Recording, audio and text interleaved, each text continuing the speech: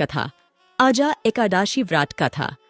अर्जुन ने कहा, हे पुंडरीकाक्ष, मैंने श्रावण शुक्ल एकादशी अर्थात पुत्रदा एकादशी का सविस्तार वर्णन सुना। अब आप कृपा करके मुझे भाद्रपद माह के कृष्ण पक्ष की एकादशी के विषय में भी बतलाइए। इस एकादशी का क्या नाम है तथा इसके व्रत का क्या विधान है? इसका व्रत करने से किस फल की प्राप्ति होती है? अजा एकादशी का महत्व। अर्जुन ने कहा, हे पुंडरीकाक्ष, मैंने श्रावण शुक्ल एकादशी अर्थात पुत्रदा एकादशी का सविस्तार वर्णन सुना। अब आप कृपा करके मुझे भाद्रपद माह के कृष्ण पक्ष की एकादशी के विषय में भी बतलाइए। इस एकादशी का क्या नाम है तथा इसके व्रत का क्या विधान है? इसका व्रत करने से किस फल की प्राप्ति होती है? श्री कृष्ण ने कहा, हे कुंती पुत्र, भाद्रपद माह के कृष्ण पक्ष की एकादशी को अजा एकादशी कहते हैं।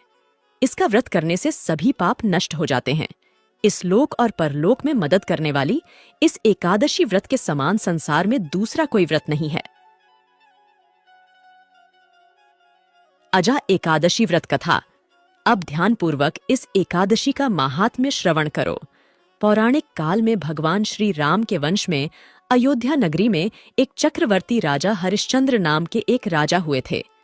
राजा अपनी सत्यनिष्ठा और ईमानदारी के लिए प्रसिद्ध थे।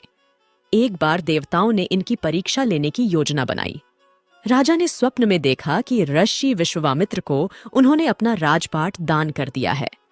सुबह विश्वामित्र वास्तव में उनके द्वार पर आकर कहने लगे, तुमने स्वप्न में मुझे अपना राज्य दान कर दिया।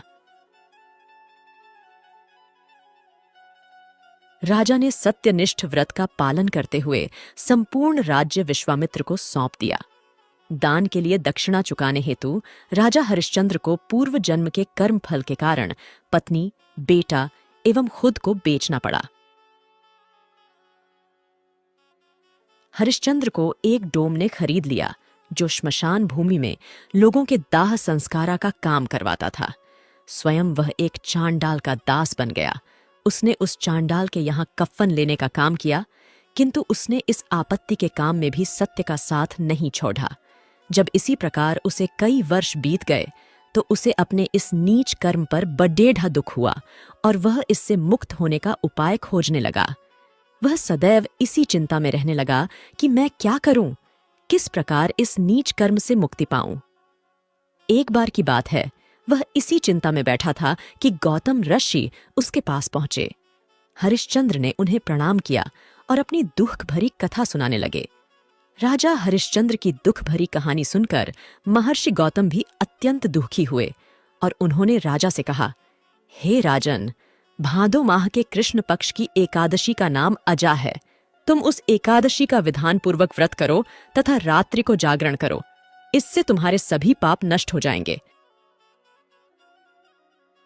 महर्षि गौतम इतना कहकर आलोप हो गए। अजा नाम की एकादशी आने पर राजा हरिश्चंद्र ने महर्षि के कहे अनुसार विधान पूर्वक उपवास तथा रात्रि जागरण किया। इस व्रत के प्रभाव से राजा के सभी पाप नष्ट हो गए। उस समय स्वर्ग में नगाढ़े बजने लगे तथा पुष्पों की वर्षा होने लगी। उन्होंने अपने सामने ब्रह्मा, विष्णु, महेश तथा देवेंद्र आदि देवताओं को खड़ेढ़ा पाया। उन्होंने अपने मृतक पुत्र को जीवित तथा अपनी पत्नी को राजसी वस्त्र तथा आभूषणों से परिपूर्ण देखा। व्रत के प्रभाव से राजा को पुनः अपने राज्य की प्राप्ति हुई। वास्तव में एक ऋषि ने राजा की परीक्षा लेने के लिए यह सब कौतुक किया था, परंतु अजा एकादशी के व्रत के प्रभाव से ऐरष्य द्वारा रची गई सारी माया समाप्त हो गई और अंत समय में हरिश्चंद्र अपने परिवार सहित स्वर्गलोक को गया। हे राजन, यह सब अजा एकादशी के व्रत का प्रभाव था। जो मनुष्य इस उपवास को विधान पूर्वक करते हैं तथा रात्रि जागरण करते हैं, उनके सभी पाप नष्ट हो जाते हैं और अंत में वे स्वर्ग को प्राप्त करते हैं। इस एकादशी व्रत की कथा के श्रवण मात्र से ही अश्वमेध यज्ञ के फल की प्राप्ति हो जाती है।